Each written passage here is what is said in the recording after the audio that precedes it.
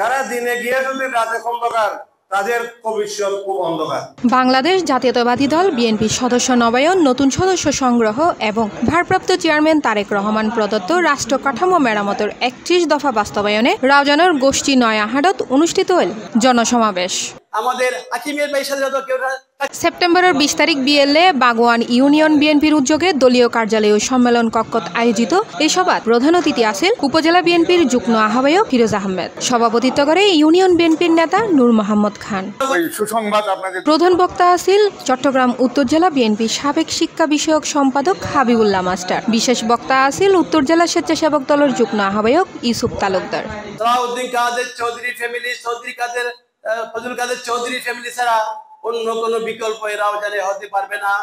সব ভেদাভেদ ভুলে যদি থাকেন, যদি আসেন আমাদের পতাকা তোলে এবং গিয়াসউদ্দিন সাহেবের রাজনীতির নীতির এবং জাতীয়তাবাদী শক্তির একটা পরীক্ষা হয়ে গেছে। আপনারা জানেন সেই পরীক্ষাটা হচ্ছে ডাকসু নির্বাচন।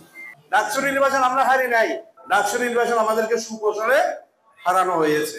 যৌথ সঞ্চালনাত আছেন এপিপি অ্যাডভোকেট মফিজউদ্দিন ইমন ও উপজেলা ছাত্রদলের সাবেক যুগ্ম সম্পাদক মাহমুদ মোরাদ। বিশেষ অতিথি হিসেবে বক্তব্য রাখে উপজেলা বিএনপির সাবেক সহসভাপতি ইলিয়াস চৌধুরী বাচ্চু, নেতা হাকিম চৌধুরী, হাফেজ M A Hashem, advocate Tajul Islam Hanif member ও উপজেলা স্বেচ্ছাসেবক দলের সদস্য সচিব একরাম মিয়া।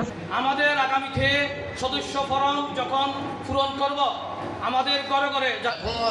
এছাড়া বক্তব্য দেয় সাবেক ছাত্রদল নেতা এম ইয়াকুব আলী, আবুল কাশেম রানা, সাবেক ইউপি সদস্য মাহবুব আলম, সিরাজুল ইসলাম সিরাজ, ছোট নাজম, জাহেদুল ইসলাম, অ্যাডভোকেট সাজ্জাদ হোসেন সহ বিএনপি, যুবদল, স্বেচ্ছাসেবক দল ও ছাত্রদলের বিভিন্ন পর্যায়ের নেতৃবৃন্দ। জননেতা জনাব গিয়াসউদ্দিন কাদের চৌধুরী আগামী নির্বাচনে ধানের শীষ নিয়ে রাউজান থেকে নির্বাচন করবেন ইনশাআল্লাহ। আজিয়ে বাংলাদেশ জাতীয়তাবাদী দলের প্রথম সদস্য পদ লাভ করছি।